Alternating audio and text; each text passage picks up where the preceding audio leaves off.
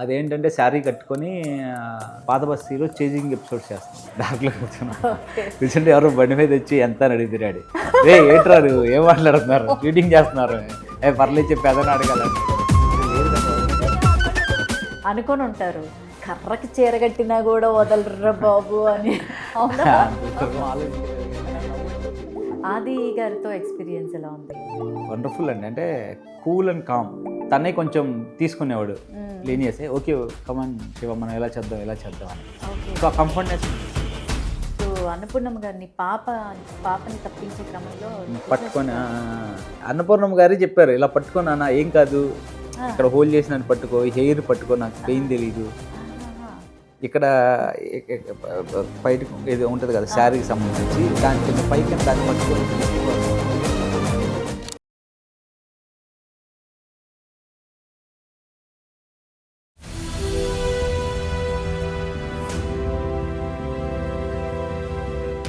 Hi hello నమస్తే, welcome to CO TV. నేను మీ Krishnaveni. So ఈరోజు మనతో పాటు ఉన్నారు ఆర్టిస్ట్ శివ కార్తిక్ గారు. ఆయనతో మాట్లాడే ప్రయత్నం చేద్దాము. హాయ్ సార్, నమస్తే. హాయ్ అండి. ఎలా ఉన్నారు? బాగున్నాను, మీరు ఎలా ఉన్నారు? చాలా బాగున్నాను sir. Super. And new year, కొత్త సంవత్సరం, కొత్త ఆశలతో, కొత్త అవకాశాలతో మీరు ముందుకు సాగాలని మనస్ఫూర్తిగా కోరుకుంటున్నాను. Wish you happy new year sir. Thanks అండి. Thank you so much. మీకు అలానే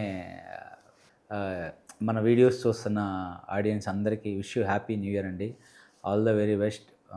మీ డ్రీమ్స్ అన్నీ మీరు ఏమనుకుంటున్నారో అవన్నీ ఫుల్ఫిల్ అవ్వాలని మనస్ఫూర్తిగా కోరుకుంటున్నాను. Thank you sir. మీరు చాలా సినిమాల్లో నటించారు. ఒక విధంగా చెప్పాలంటే ఆ సినిమాల పేర్లు వింటే ఆడియన్స్ షాక్ అవుతారు. చిన్న సినిమాలు ఏం కాదు. అవును. పెద్ద వాళ్ళతో, పెద్ద సెలబ్రిటీస్తో ఎవరైతే ఈ బిగ్ స్క్రీన్ మీద ఆ హీరోతో ఒక్క సెకండ్ అయినా కనిపించాలి అని ఆశపడతారో అలాంటి వాళ్ళందరి దగ్గర మీరు నటించారు. అఖండలో బాలకృష్ణ గారితో కావచ్చు, ఆచార్యలో చిరంజీవి గారితో కావచ్చు, పిల్ల జమీందారు, భీమిలి కబడ్ జట్టులో నాని గారితో కావచ్చు, ఉగ్రంలో అల్లరి నరేష్ గారితో కావచ్చు. సో ఇలాగా మొత్తం అందరితో టాప్ మోస్ట్ అందరితో నటించారు.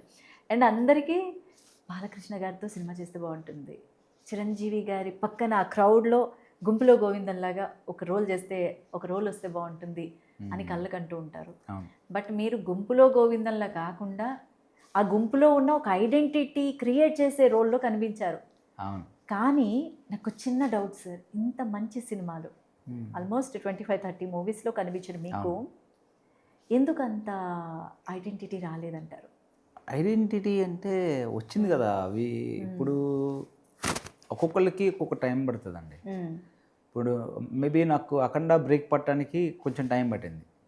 అఖండ తర్వాతే కదా ఆచార్య కానీ ఉగ్రం. ఇప్పుడు ఆ ఫిలిం చూసే కదా ఈ ఫిలిమ్స్ వచ్చినాయి. ఉగ్రం వీటన్నిటిని చూసే కదా శంబాలా కానీ తండేలు కానీ వాటన్నిటి రిఫ్లెక్షనే కదా. ఇంకొకటి ఏంటంటే ఇప్పుడు నేను చేసిన క్యారెక్టర్స్ ఏంటంటే మంచి పర్ఫార్మెన్స్ స్కోప్ ఉన్న రోల్స్. 3 సీన్స్ ఉన్నా, 4 సీన్స్ ఉన్నా, 5 సీన్స్ ఉన్నా, బట్ అవి బాగా చేశారు, బాగుంది, నాకు పేరు వస్తుంది, నాకు మంచి క్యారెక్టర్లు రిఫర్ చేస్తారు తప్ప ఒక బ్లాస్ట్ అయ్యే క్యారెక్టర్ పడలేదు. అది శంబాలలో జరిగింది. అవును, ఫుల్ లెంత్ చెప్పాలంటే ఫుల్ లెంత్ రోల్, ఒక క్యారెక్టర్, ఒక బ్లాస్ట్ అయ్యే క్యారెక్టర్ అది. సో మీరు చెప్తున్న రికగ్నేషన్ నాకు ఈ సినిమాతో వచ్చింది. ఓకే.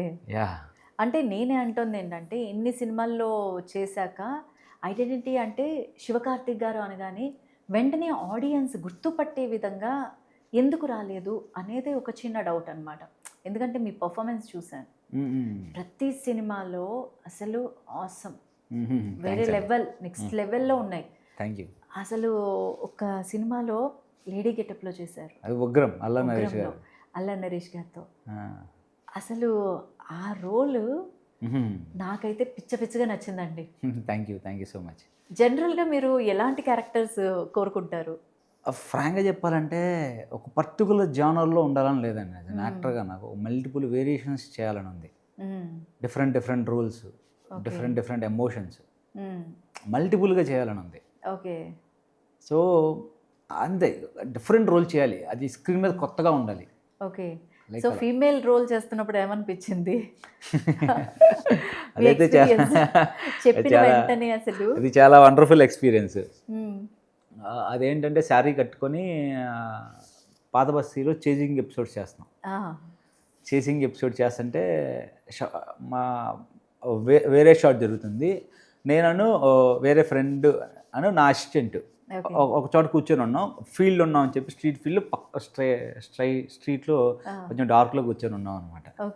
డార్క్లో కూర్చుంటే ఎవరో బండి మీద వచ్చి ఎంత అని అడుగుతున్నాడు. రే ఏంట్రారు ఏం మాట్లాడుతున్నారు, షూటింగ్ చేస్తున్నారు, పర్లేదు చెప్పి అదన అడగాలంటున్నాడు. రే లేదురా బాబు అంటే వాళ్ళు ఎలా అనుకున్నారు అలా కాదు బాబు షూటింగ్ వచ్చాము నాయన మేము. అది ఒక ఫన్ ఎక్స్పీరియన్స్, చాలా మంచి ఫన్ ఎక్స్పీరియన్స్, ఇప్పటికీ మర్చిపోరు కదా. మరి అంతే కదా, అంటే అదొక మంచి ఎక్స్పీరియన్స్. అంటే ఆ శారీలో మనం అంత ఫిక్స్ అయి అంటే మీన్స్ అంత సెట్ అయినప్పుడు క్యారెక్టర్కి అలా. ఓకే, నిజంగా అంటే అదే ప్లేస్లో ఒక మహిళ ఉంటే అడిగితే ఎలా ఉంటుందండి ఆమె పరిస్థితి? అంటే మగవాడు ఉన్నాడు కాబట్టి అది ఒక క్యారెక్టర్, మనకు ఫన్ వేలోకి వెళ్ళిపోయింది, ఫన్ తీసుకున్నారు. అవును ట్రూ. కానీ ఒక లేడీ ఉంటే ఏంటి పరిస్థితి? అవునవును. సో అయినా ఒకటి అప్పుడు అర్థమైంటుంది ఆ టైంలో ఎవరు ఉంటారు బేసిక్గా. ఇది అరౌండ్ టైం ఎంత, మేము మార్నింగ్ 2:30-3 అవుతుంది. ఆ టైంలో పాత బస్తీ అంటే అప్పుడే కదా కొంచెం రిలాక్స్గా స్పేసెస్గా ఉండేది, షూటింగ్కి కంఫర్ట్గా ఉంటుంది, నైట్ టైం సీక్వెన్స్. ఆ టైంలో ఆ టైంలో బేసిక్గా ఉండరు కదా ఎవరు బయట. అనుకొని ఉంటారు కర్రకి చీరగట్టినా కూడా వదలరా బాబు అని. ఆలోచించలేదు కానీ నాకు నవ్వు వచ్చింది. ఓకే, అంటే జనరల్ చాలా ఫన్ ఫీల్ అయ్యాను. మంచి ఎక్స్పీరియన్స్ అన్నమాట. చాలా సో మంచి ఎక్స్పీరియన్స్ అన్నమాట, మంచి ఫన్ మూమెంట్ అది. అండ్ ఇప్పుడు ప్రజెంట్ అంటే మీరు ఈ స్టూడియోకి వచ్చి మాతో పాడ్కాస్ట్ కూర్చున్నది మెయిన్ శంబాల గురించి. స్టార్టింగ్ నేను దాని గురించి అడగాలి, కాకపోతే నాకు ఇది అడిగేయాలనిపించింది.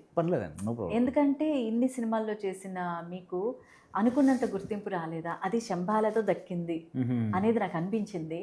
సో ఎన్నేళ్ళండి? 15 ఏళ్ల నుంచి 15 ఇయర్స్ జర్నీలో శంబాల మీకు ఒక మంచి మెమరబుల్ మూమెంట్. అవును, అనుకుంటారా? Yeah true. ఓకే, అసలు శంబాలలో అవకాశం ఎలా వచ్చింది?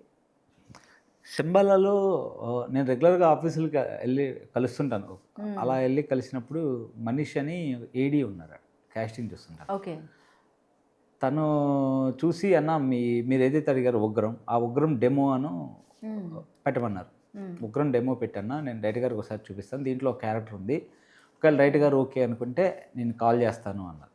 ఓకే, సో నా ఫొటోస్ కొన్ని వీడియోస్ తనకు ఫార్వర్డ్ చేశాను.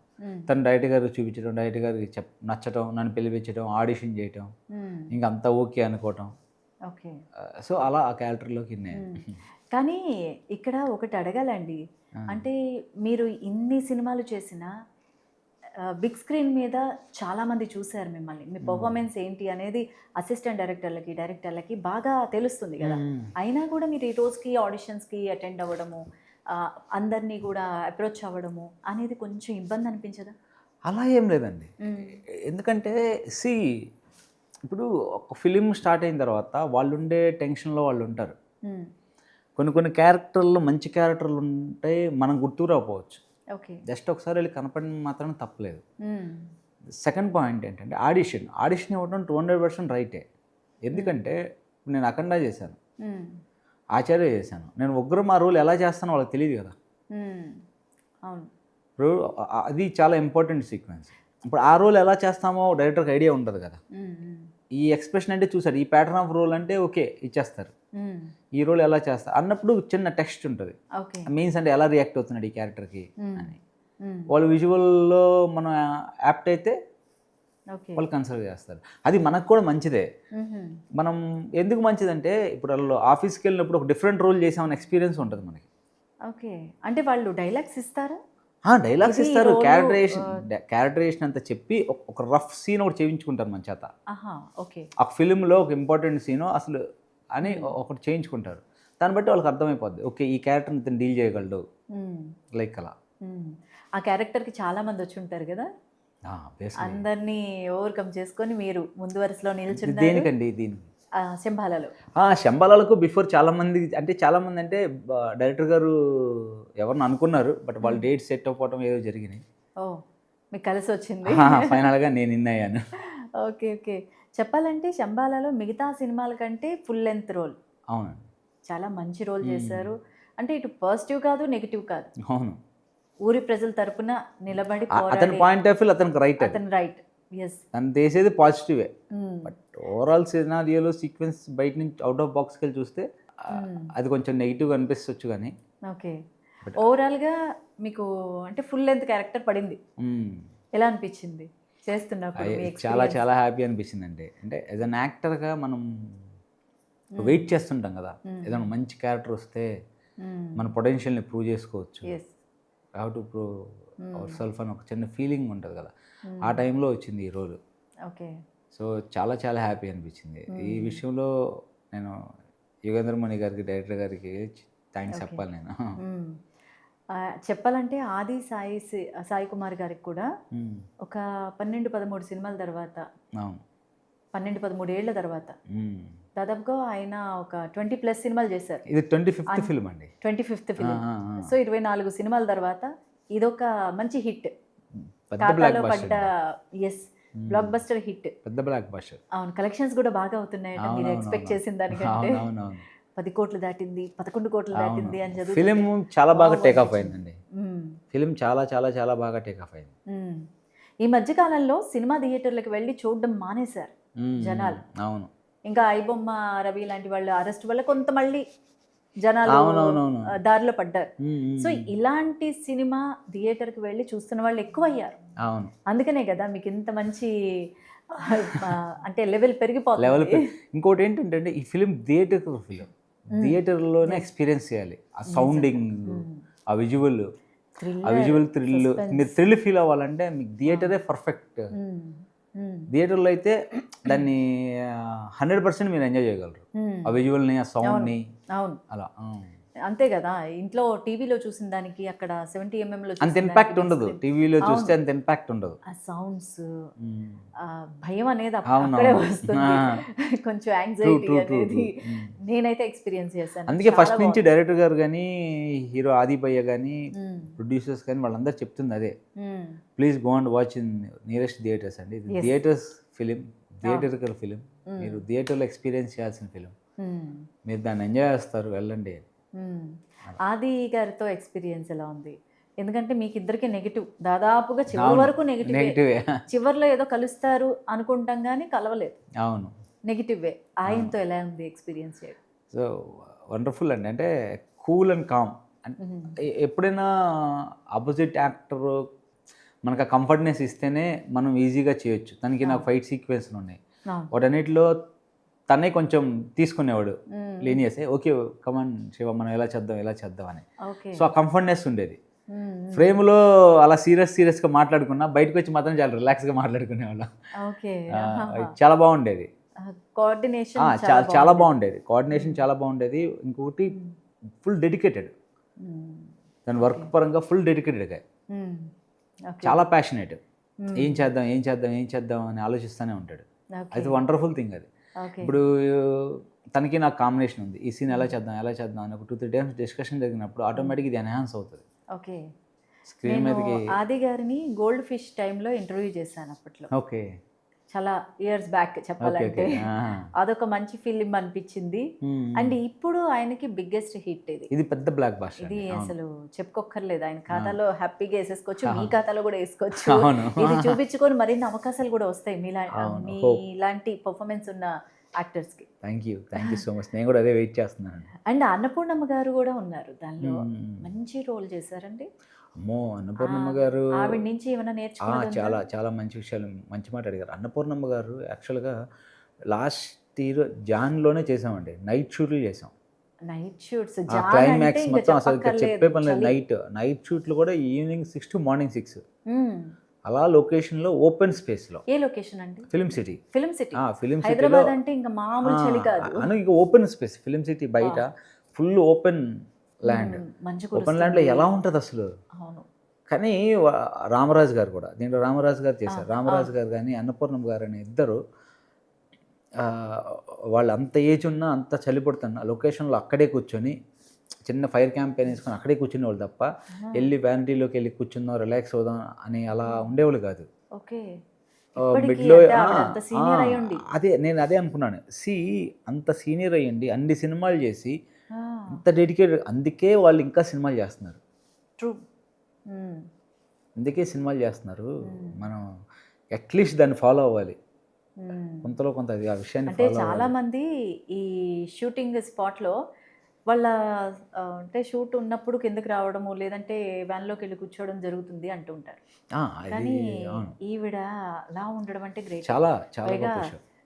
జనవరిలో అంటే మంచు కురుస్తుంది. మంచు, చలి, ఓపెన్ ల్యాండ్, ఏసీ పెంచినట్టే టైం అంతే పెరిగే అంతే కొద్దీ అంతే అసలు ఇంక్రీజ్ చేసుకుంటూ వెళ్ళిపోయినట్టే యెస్. అవును. టెంపరేచర్. అసలు అలాంటి చలిలో చేయడం అంటే మాటలు కాదు. మామూలు విషయం కదా. అవును. అన్నీ ఆల్మోస్ట్ అన్నీ నైట్ షూట్సే ఉన్నట్టున్నాయి కదా. అవునండి. అంటే మా మేజర్ సీక్వెన్స్‌లన్నీ నైటే ఉన్నాయి. మ్మ్. So film major part night జరిగింది. ఒక చోట మీరు అన్నపూర్ణమ్మ గారిని పాపని తప్పించే క్రమంలో పట్టుకొని తోసేస్తారు. అది సీన్ ఎలా చేశారు అంటే ఆవిడ అంత సీనియర్ యాక్చువల్ చెప్పాలంటే అన్నపూర్ణమ్మ గారే చెప్పారు, ఇలా పట్టుకో నాన్న, ఏం కాదు, ఇక్కడ హోల్డ్ చేసినట్టు పట్టుకో, హెయిర్ పట్టుకో, నాకు పెయిన్ తెలీదు. ఇక్కడ బయట ఏదో ఉంటుంది కదా శారీకి సంబంధించి, దాన్ని కొంచెం పైకని దాన్ని పట్టుకొని గ్రిప్ కోసం అన్నారు. ఓకే. నాకు అదే అనిపించింది, ఎంత కోఆపరేటివ్. ఇలా అన్నప్పుడు నువ్వు హ్యాండ్ అనమ్మా, నేను పడిపోతాను ముందుకి. అమ్మో, మనుషుల మీద గట్టిగానే పడతారు. అంటే కింద ల్యాండ్ అయ్యే షాట్ వేరు, నేను పుష్ చేస్తాను పుష్ చేస్తారు. ఆ పుష్ చేసిన షాట్ వేరు. ఉమ్, ఉమ్. అమ్మని పట్టుకొని అలా పుష్ చేసిన షాట్ వేరు, జనాల మీద పడితే అతను తీసుకెళ్ళి మళ్ళీ త్రో చేస్తాడు ఆమె. అవును. Um, um. That is the different shot. అవును. అంటే కొంచెం మంచి సీన్ అది. అమ్మో చాలా మంచి సీన్. ఆవిడ అంత కోఆపరేట్ చేశారు. అవునండి చాలా. ఆ ఒక్కటే అనుకుంటా మీ ఇద్దరు కలిపి ఉన్నది కొంచెం. అన్నపూర్ణమ్మ గారికి నాకు పిన్ టు పిన్ అయితే అదే, బట్ కాంబినేషన్ అంటే ఫస్ట్ సీన్ లో ఉంటాం, కనిపిస్తారు కనిపిస్తాం, కానీ మా ఇద్దరికి ఉండదు.